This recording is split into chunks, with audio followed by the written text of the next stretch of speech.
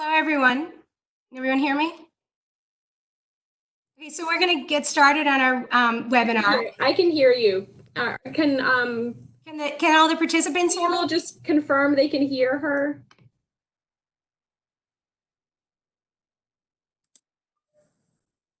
We should probably have someone as a participant so we can tell. Yep. Okay. Okay. Great. Okay, so welcome to the first RIMG webinar. So today's webinar is going to be presented by myself, Kelly Tanenholz, and Christina Schrack. She can wave, one of our wonderful nurse practitioners. So today we're going to be talking about COVID-19, a little background. But first, I just want to go over a few things about the webinars. So today is our first talk, and we're going to cover different topics at each session. We're going to try to do these once or twice a week, and we'll send out emails to invite all patients in our practice. The emails will go out 1 to 2 days before each talk. We are going to be recording the webinars so that if you want to watch it later, or there are patients who can't make it, they can watch it later.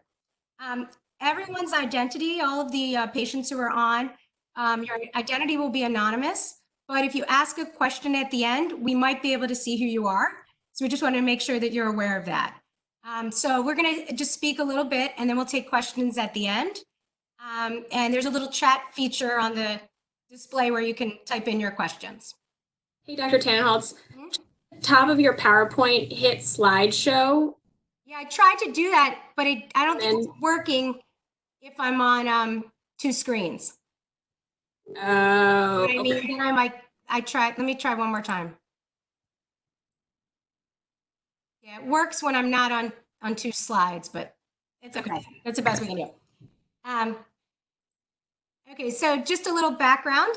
So COVID-19, I think everyone knows a lot about it by now, but it's an infectious disease caused by severe acute respiratory syndrome, coronavirus 2. And as you all know, it was first identified in Wuhan in China. And it's led, unfortunately, to this ongoing coronavirus pandemic. So a little interesting tidbit of information is, what does COVID-19 stand for? So the CO stands for corona, VI is for virus, and D is for disease. And at first they were calling this the 2019 novel coronavirus, or 2019 nCoV. So there's lots of different types of human coronaviruses, including many that just cause a mild respiratory illness. And you may ask, is this the same thing as the SARS? No. So the virus that causes COVID-19 and the one that caused SARS back in 2003 are related to each other genetically, but they're different viruses, and they cause very different diseases. So how is the virus spread?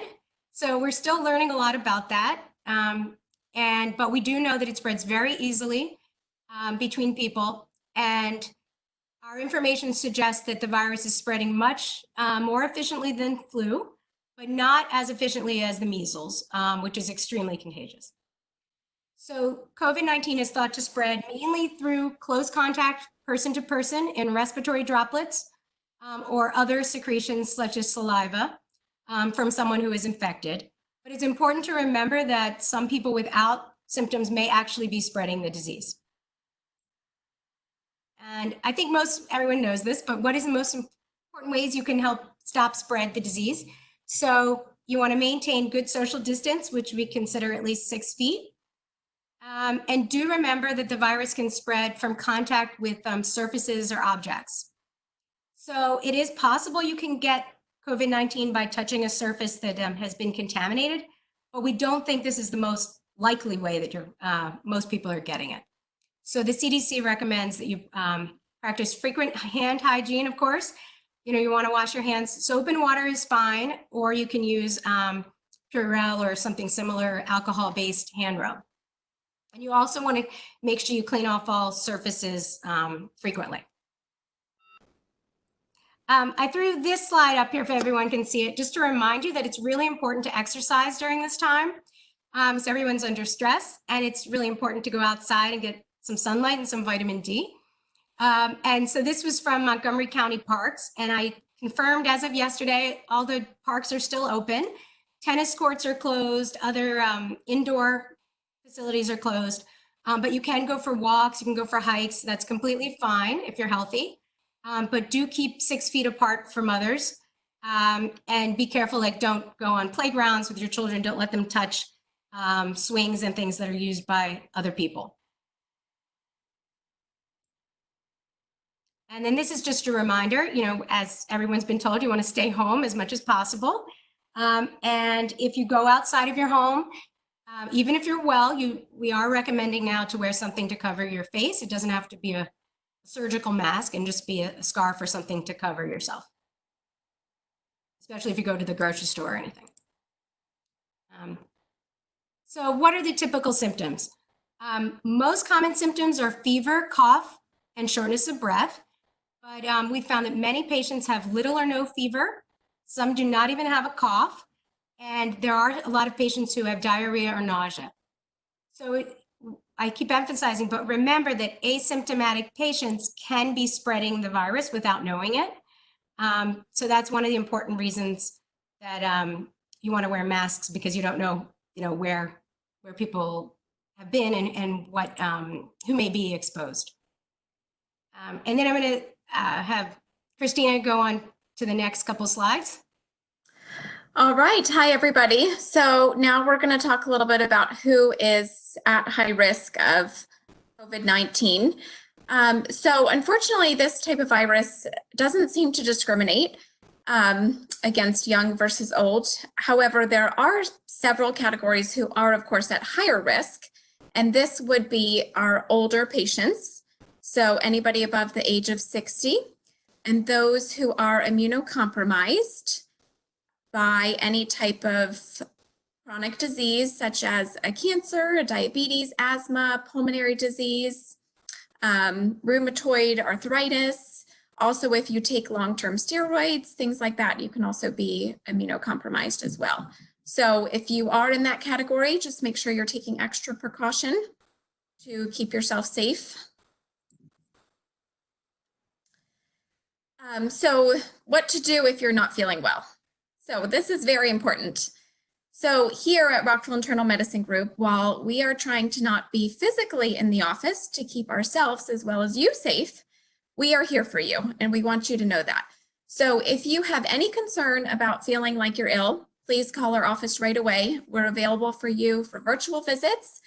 It seems a little different to speak with you in this manner. However, we can be very effective in figuring out what you need and getting the appropriate treatment for you, and determining if testing is needed and helping you guide you through that process, because it's extremely overwhelming to figure out where to go to get tested, how to do it, things like that. Most patients can manage this on their own at home with their guidance. We want to keep as many people out of the hospitals as possible. Obviously, if you're extremely acutely ill, then we can guide you if you need to go and get that kind of care. Symptoms of being extremely acutely ill would be severe shortness of breath, chest pain, change in mental status. Anything acute like that, please call the EMS, go to the emergency room. However, if they're mild to moderate, call us first. We're always on call. You can call the main number and it'll prompt you to the on-call line. Great. So now we will open it up to questions. The best way to do this is on the bottom right of your screen. You'll see a question and answer tab, and you can go ahead and type in your questions there. And Dr. Tanenholz and I will respond. This is Dr. Tano. You can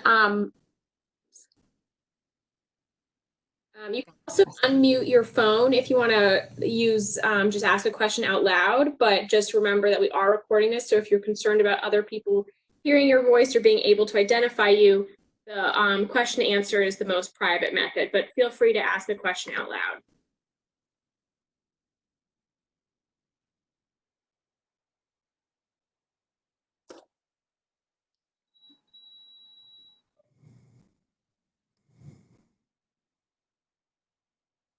Christina and Dr. Tanenholz, do you guys maybe want to start out with what are some of the most common questions we've been getting in the last 2 weeks. I mean, we've been getting tons of messages and virtual visits where people are asking. So maybe just let's start out with a few of the, most common things that people are writing in with.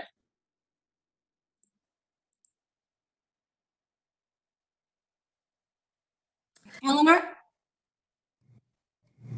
Can you see me? I've lost the connection, I think. Oh, okay. Hey, yeah. No, you're still there. You're there. I can't see the questions or anything else. I don't think we have any questions yet. So can you hear? Oh, here we go. They're there. I see them. Okay. If you can, maybe I'll keep working on trying to figure out why I can't see them. Go ahead. Okay, very good. All right. So here's our first question. When we say that a person has COVID without symptoms, does that mean they will always be asymptomatic, or will they become symptomatic regardless?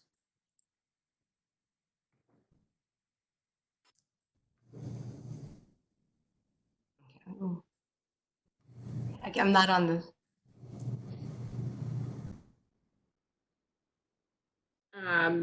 Okay, so I can't see your screen, but if you can still see me. So a lot of patients may actually remain asymptomatic, and in fact, there have been some studies where people have been tested in different parts of the country without any symptoms at all, and some of them never develop them. But there are a lot of patients who will develop symptoms, but I don't think we completely understand why some people seem to have almost no symptoms at all. Okay, the next question is, if a family member gets COVID, does it do any good to isolate if you have been living together? Aren't they already exposed? So yes, obviously there's already been exposure. However, if there are high-risk individuals living in that house, it is important to limit the exposure, isolate in a separate bedroom, separate bathroom, clean the surfaces, just try to stay away 6 feet if you can. So yes, it will be helpful. The next question is, should we wear masks when we exercise outside? So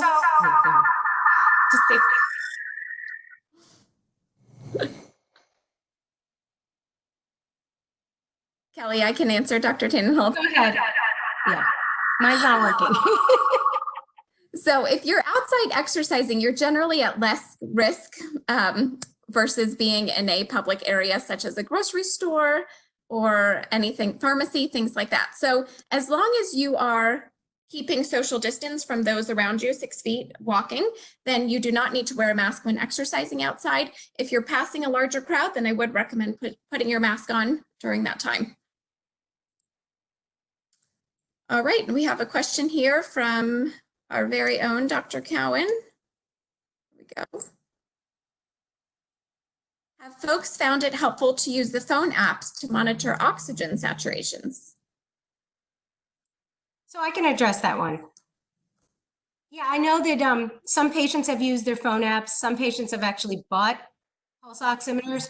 It's not really necessary to buy one unless if you have one at home from a family member, you can certainly use it. I've tested out the home app, which I downloaded on my phone, and I found one $4.99 and it works really well. My pulse ox has been 99 all week, so hopefully it's working. But yeah, so I think those are definitely something you can use. And the one that I have also will let you check your pulse, your heart rate. What is the incidence of COVID in Potomac? So I don't think we know specifically Potomac. Dr. Tanenholz, correct me if I'm wrong, but I do know that Montgomery County is the highest county in Maryland with the most cases. Is that correct? Yeah, that's what I thought. Although yesterday, I think I saw something that PG is actually increased as well. So Okay. PG County and Montgomery County, I'm not sure which one has higher incidence at the moment, but those are the two in Maryland. Okay. If anybody has the weather.com app, on there that I can show you right now, on the bottom right, it has a little COVID thing, the activity for your area. I'll show that. Here. Oh, that might not work.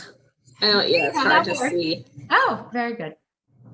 And so the next question is, how should one clean a non-disposable mask?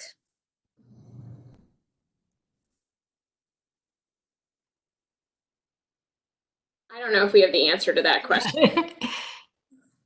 Yeah, that's a little tricky. So unfortunately, this is, a reality that we're dealing with.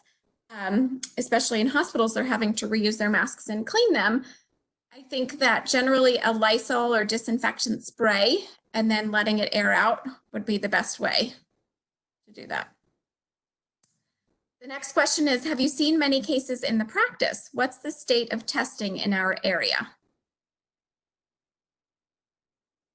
Okay. So we have seen some cases in our practice. I don't think we've seen a ton of confirmed cases. And a lot of that is because the testing in the last few weeks has not been great in our area. There's been some delay in getting results.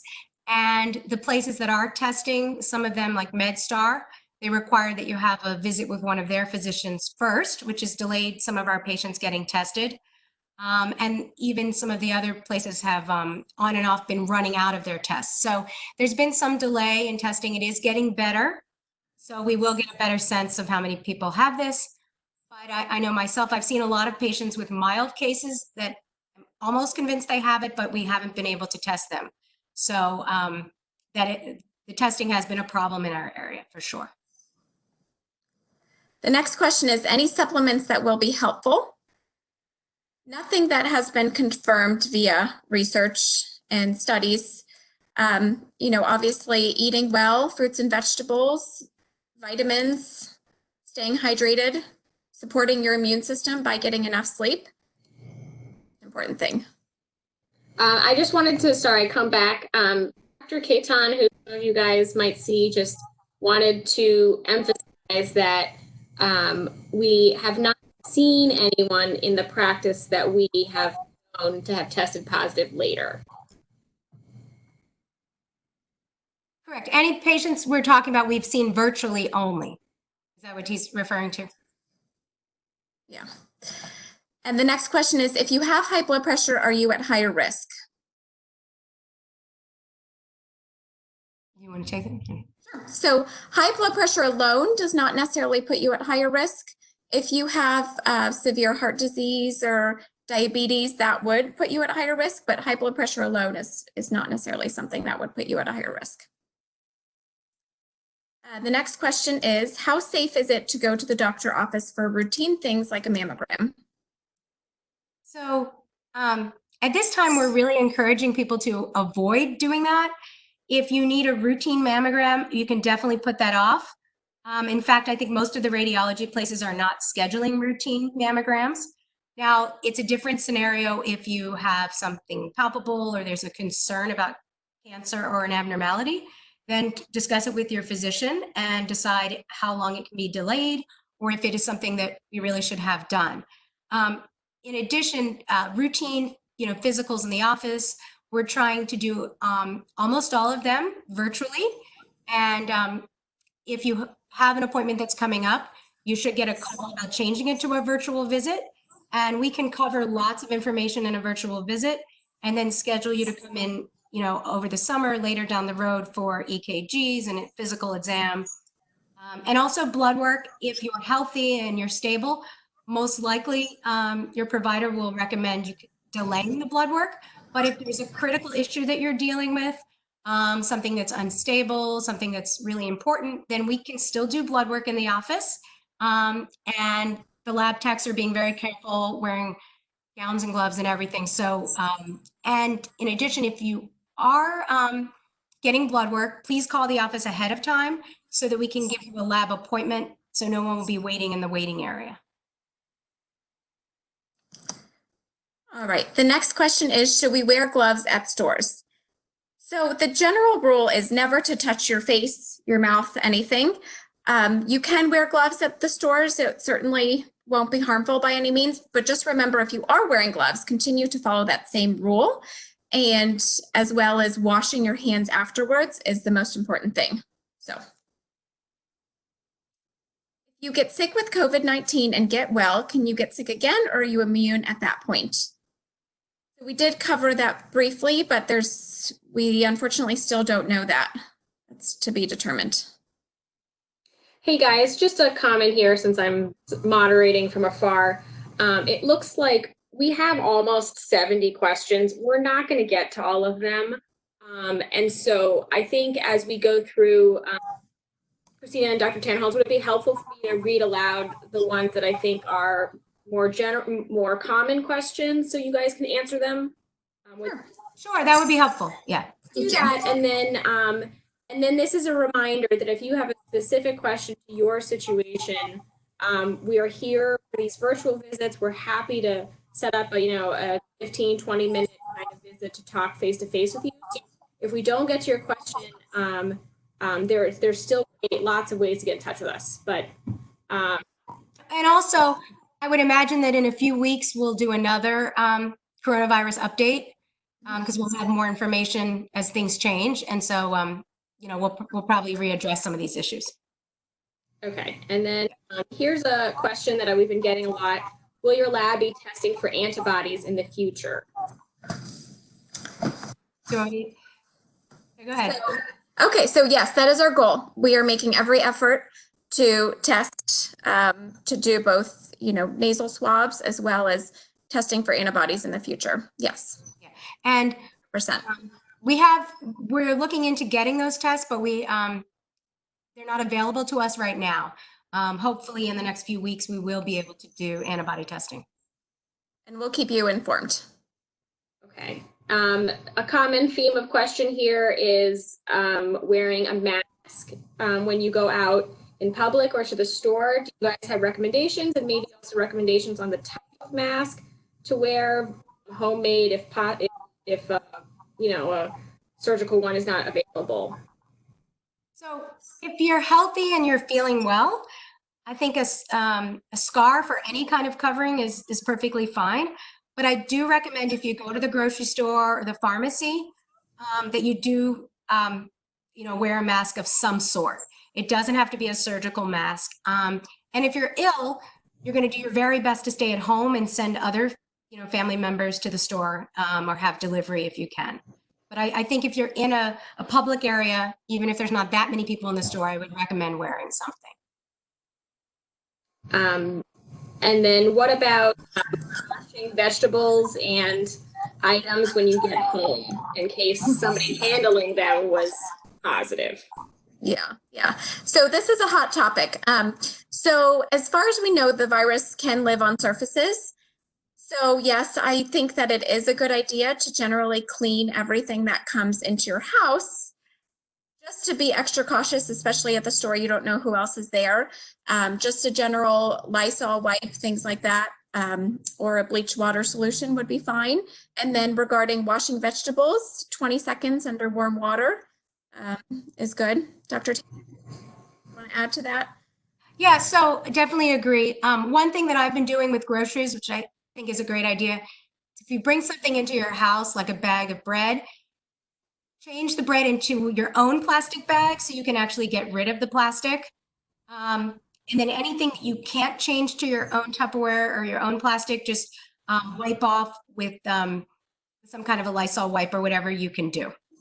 Yeah. The other thing is if you have things that are not perishable that you don't need right away, you could leave them in your car for a few days or leave them in your garage before you bring them into your home. Yeah, great idea.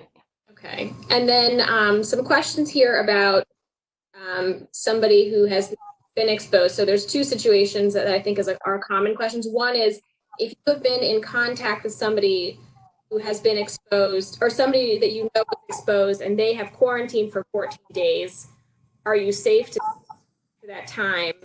And two, if you think you may have been exposed, how long should you wait before you get in contact with other people?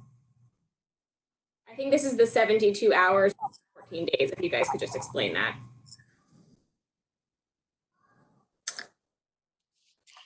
Dr. Tanenholz or Dr. Tanev, can you put that in the chat? Can you copy and paste it in the chat, perhaps? Just so I can see it. So I'll just read some what CDC has recommended. So if you've not been tested, but we think that you may have it and we're really not sure, you can leave your home and sort of go out after three things have happened. You have no fever for at least 72 hours without taking Tylenol or other fever reducers. and assuming all of your symptoms have improved, no cough, shortness of breath, and at least 7 days have passed since your symptoms. But if you were tested, then you have to make sure you have no fever, symptoms have improved, and technically you're supposed to have 2 negative tests before you go back. Now, I know you had also asked about if you're exposed to someone else. I kind of was in and out, so I couldn't hear the whole question. Oh, the question is if somebody knows somebody's exposed. So in this example, it was a daughter was exposed who then quarantined for 14 days. When can you get in contact with that person again? The person who was exposed, but not the symptomatic patient. The child that There were was. both scenarios. So one who had symptoms and then one who did not have symptoms. I believe 14 days is still the standard, assuming that the sort of self-quarantine individual never got symptoms and never, required testing. So I think it's 14 days. Have you heard anything else? No, I agree with you in 14 days. 14 days. Okay. And then questions about some medications. So let's say Tylenol, Advil, ACE inhibitors. Some of these questions that we're getting. Any comments there? Yeah. So initially there was a statement out against using any anti-inflammatories. So that would be Advil, aspirin, Aleve. But that statement has since been revoked. So, it is still questionable, considering there was some studies about using that. I think generally the consensus to be safe would be to use Tylenol, but if you have nothing else available, then Advil is okay as well. Regarding ACE inhibitors, there has not been enough studies or research to show that should be avoided at this time. Yeah, it's important if you're on an ACE inhibitor for your blood pressure, don't stop it without speaking with your physician. And we really don't have enough data to suggest that everyone should go off of them just in case they get sick. It's really not recommended. It's more important that your blood pressure remain controlled. There are some questions here about azithromycin and Plaquenil. Maybe address where these are coming from and what we are seeing as a practice. Right. So, Dr. Tanenholz, you, me? Here, go ahead. Okay. So yes, Z-Pak Plaquenil combo is being used in the hospital for our very severely ill patients. However, it's still under investigation, so it's not a formal recommendation at this time.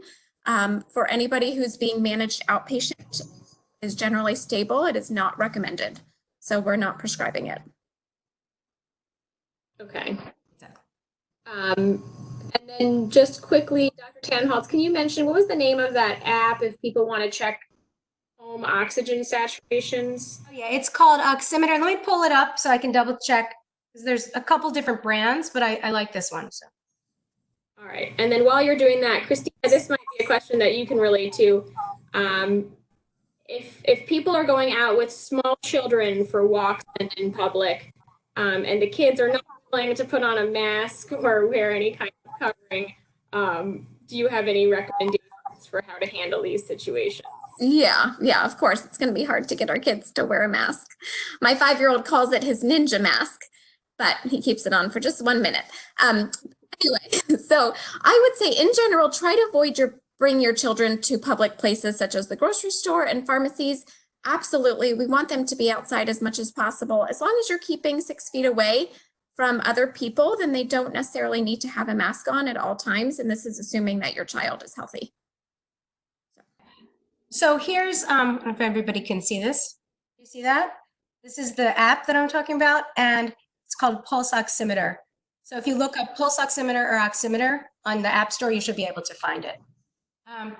And just back to what Christina was saying, if you're out exercising and there aren't a lot of other people around, you really don't have to wear a mask yourself. Now, if you're walking through a crowded store, different story. But if you're out in your neighborhood going for a walk, again, I think that's really not necessary unless you're ill yourself.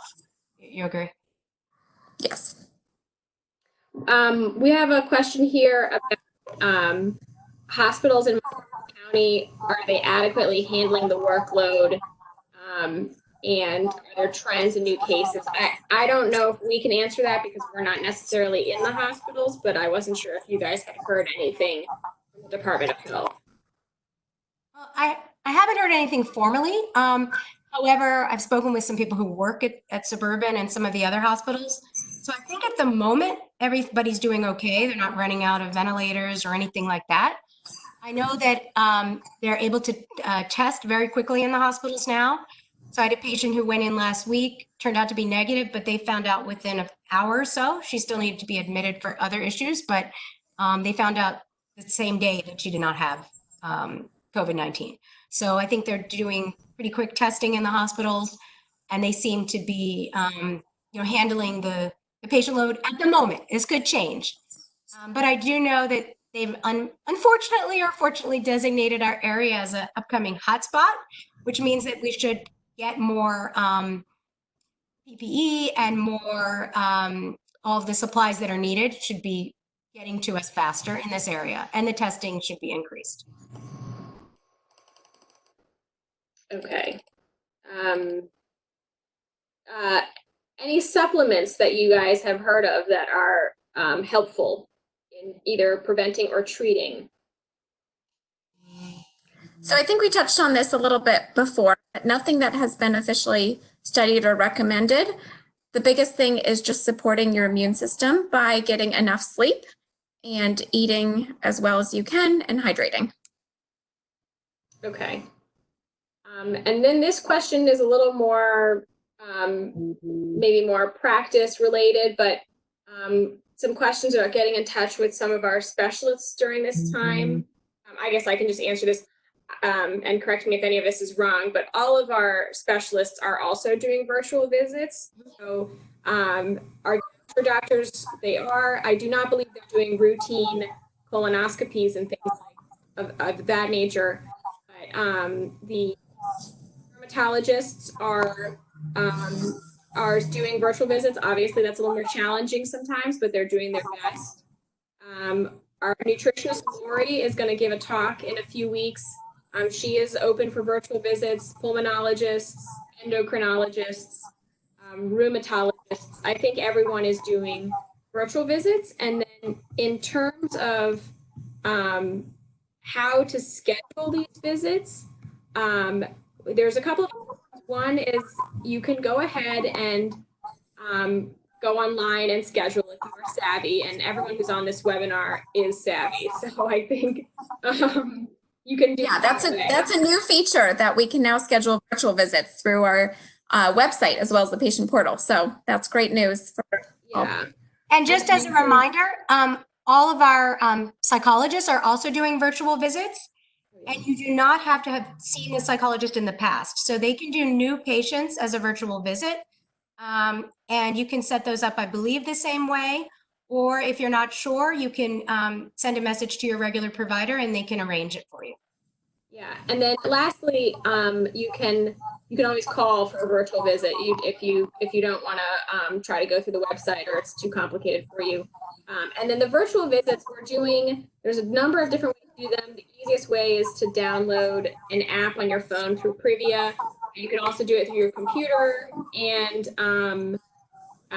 we're also doing some other methods. FaceTime. We're trying not to do that because it makes it difficult for us to document the visit, but don't feel like if you're not technologically capable that you can't get in touch.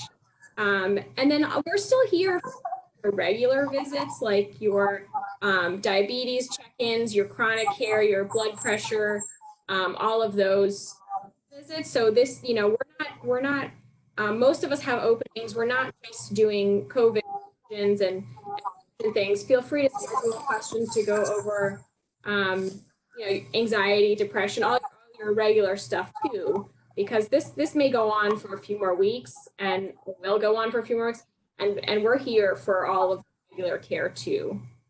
Another thing is for Medicare patients, we are able to do the annual wellness visits, Most of what Medicare requires us to do doesn't require a physical. We can do the physical exam at a later date, but we can cover depression screening, mini cognitive exams. We can do all of that with a virtual visit. So if you have a Medicare wellness that's coming up, we will be calling you to switch it to a virtual, and it's perfectly fine, and we can address other issues. And the other thing that's important is if someone's on B12 shots or they have other injections that they need to get on a routine basis, we can schedule those. And we've been having the medical assistants go out to people's car to give shots. And, it's been working fine. So we just need to schedule it. But don't think you have to miss an injection, Prolia, B12. Those are important, and we'll work with you to make sure that they're not missed. Okay. All right. So back to some COVID questions, because that's why we're all here. Would Tamiflu have, which is a medication given for influenza, does Tamiflu have any effect on COVID? So we don't think so. There's really no indication that it would help at all. They're different viruses. So there's no reason to take Tamiflu if you've been diagnosed with COVID. Okay. And then we may have covered this already, or maybe it was in the PowerPoint, but for people who may have joined late or missed it, if you think that you have mild symptoms, so a little bit of aches, fevers, maybe a cough, how would you advise those patients? What would you tell them to do? Okay. So for mild symptoms, I think definitely get in contact with us so we can assess and risk factors, as well as, help you walk through the severity and what you're feeling. But it is important to stay at home until you get further guidance from your medical team as to what to do. Supportive measures would be hydration, lots of rest, Tylenol or Advil is needed for any aches or fever. Okay. How safe is takeout food? So questions you would recommend? So we think it's pretty unlikely that people are going to get sick from eating food from a restaurant. But I would go with the same policy that you use for your groceries. When you bring something into the house that was made somewhere else, take it out of the containers, clean off the outside of any containers if you can. But it's, it should be fine. Okay. Some questions about transmission from animals. Because we're all at home with our furry friends. Do I need to worry about transmission from dogs? When we are walking our dog, is it okay if other people pet her? We keep our distance, just up to 15 feet long. Let me take that. Yeah, so that's a little bit of a tough question. As far as we know, the animals do not carry the coronavirus. One time. What'd you say? I said, I think there was a tiger at the Bronx Zoo. We don't know why they tested the tiger. Right, exactly. So, we don't need to Lysol our animals in after coming in from outside. We don't need to do that. If you have a neighbor who would like to pet your animal, therapy is really good. So that's okay, as long as, you're using the 6 feet rule. So. Yeah, I agree. Okay. How long to air out the mask if it is not washable? I think I've seen some mice. I want to say I've seen up to 24 hours, maybe a little bit longer, but I think most of them are short, 4 hours or so, but some of them are longer. Would you recommend longer than 24 hours? No, I think 24 hours is good. Yeah, go ahead. Yeah, no, I think it's good, right? Yeah. And if you have several and you can alternate every 2 days or so, that's probably best. But after a few days, anything that's living on the outside of the mask should no longer be, a problem. And even things on cardboard and plastic, 1 to 3 days maximum, and it should be, you shouldn't be able to transmit anything from that. Yeah, good idea to alternate the masks. That's a good idea. Okay, so here, this is a question that is a specific question, but I think could be generalized to a lot of people. My son is 25 and living in New York. His office is closed and he's been in his apartment with one roommate for 17 days. Both are not showing any symptoms. Is it safe if he wants to come home to Maryland and be with us? And I think there's a similar question that I've seen a lot with grandparents and grandchildren. And yeah, and so those kinds of relationships where they've been away from each other for a while, do you think it's safe to see each other? And then just comment here, somebody's background is not muted and we're getting some noise. So can everyone just make sure that they are muted if you're not one of the speakers? But back to our question about son visiting from New York.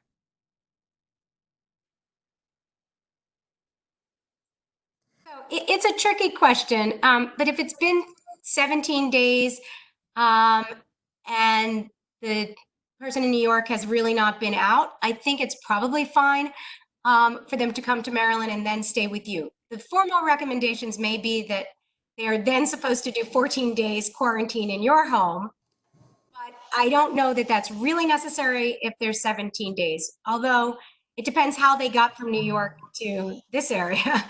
Because if they're driving and stopping multiple places, then perhaps they should do the 14-day. But I'm not aware of, I think if they've been 17 days without anyone else, I think it's probably okay once they get to your home. Do you have any other thoughts?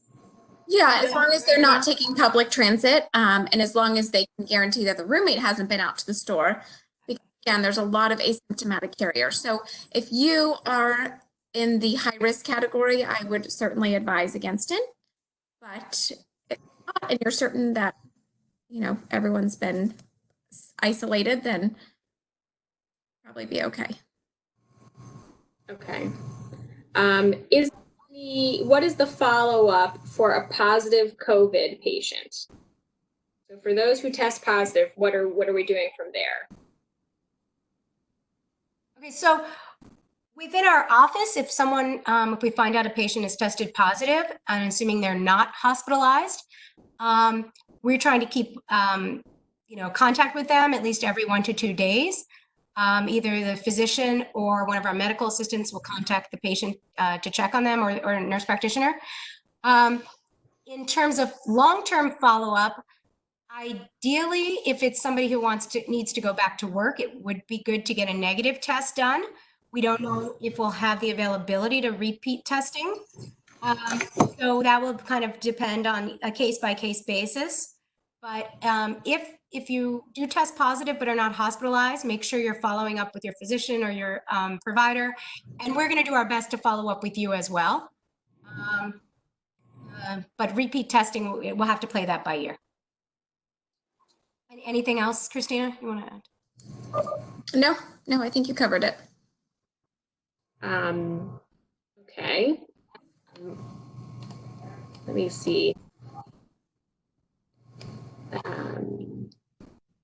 So we have about 15 minutes left, so hopefully we can get through a few more questions. This is feeling a little bit like a blitz of questions, but hopefully we're getting there.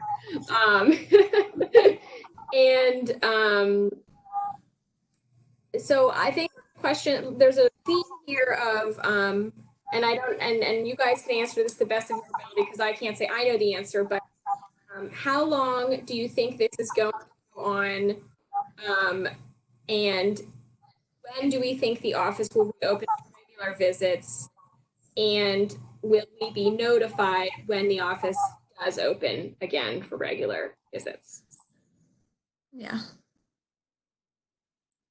We'll definitely notify everyone. I'm sure we'll have something on our website, and we'll let people know when we're sort of back to more usual.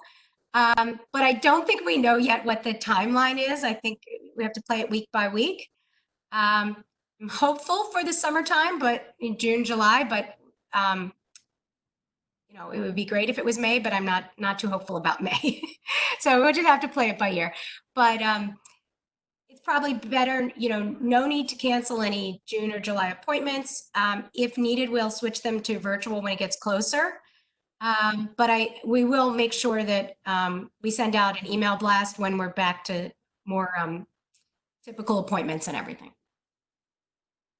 Okay. Some questions about where are we with the ability to get a rapid COVID test and antibody COVID test to show survivor immunity? So I think that's maybe two questions. So one is as a society, where are we with these tests? And maybe the other part of that is as a practice, where are we with these tests? Yeah. So as a society, the tests are now available and being manufactured by labs. And as a practice, it is a huge priority for us, and it is on our immediate radar to do that as soon as we can. So unfortunately, priorities are given to the acute care facilities first. Okay. And then a few questions here about people, about their specific high risk conditions, people who are asthmatics and diabetics. Do we have any sense of how much worse things are for them, and any ways that they can specifically protect themselves? I think, unfortunately, it does seem like people with history of asthma are at higher risk. One thing I would recommend, and I know most of my patients have been doing this, make sure you have inhalers at home that are not expired. Make sure you're taking any medications that you normally take for prevention. Be extra cautious, I would say, about just going out in public and things. But other than that, for asthmatics, I don't think there's anything special that you need to do other than keeping your asthma under control as best you can in advance of potentially getting sick, but hopefully not getting sick. For diabetics, I don't think we know exactly. Well-controlled diabetics are probably at lower risk than an uncontrolled diabetic in general, but I don't know that that's been really studied specifically. Do either of you know that? Christina, do you know? No, I don't think there's been any specific studies. It's just, just like with the regular influenza, we worry about our immunocompromised high-risk patients. But like we said before, unfortunately, this disease doesn't seem to discriminate too much so in terms of severity. So just general extra precautions. All right, I just have two lighthearted questions here just to lighten the mood, because I think we're going to probably finish up with just some closing thoughts. So there was one that I saw and then I misplaced it, but it was a question about kissing your spouse or your significant other. Any particular concerns or should we be avoiding that this time? If you're both healthy, then no reason to avoid it. Okay, and then I had another one that made me laugh, and now I lost it. There's so many coming in, guys. Oh dear, I don't have it. I'll look. But I guess in the last minute or two here, because I know we all have. Oh, here's the one that made me laugh. It is curious that only female doctors are presenting. Are all the males sick? No. Okay. Well, thankfully, we'll have Dr. Our providers have been healthy tomorrow. So, yeah. Okay. All right. And then I'm going to make a quick plug for tomorrow's there we go. And then if you guys have any closing thoughts. So tomorrow we are doing a webinar. Dr. Ira Berger, who's been here forever, is hosting as a little bit of a goofball.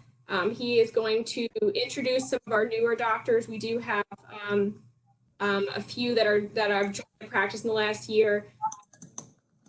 Dr. Sam joined us in August. Dr. Holmes joined us in, I believe, early February. Dr. Council joined last week, so she's getting a very different experience than the rest of us. And we have a new nurse practitioner, El Shadday. So Tomorrow's lecture will be from 12 to 1. Dr. Berger is hosting. We have some lighthearted questions to get to know each other.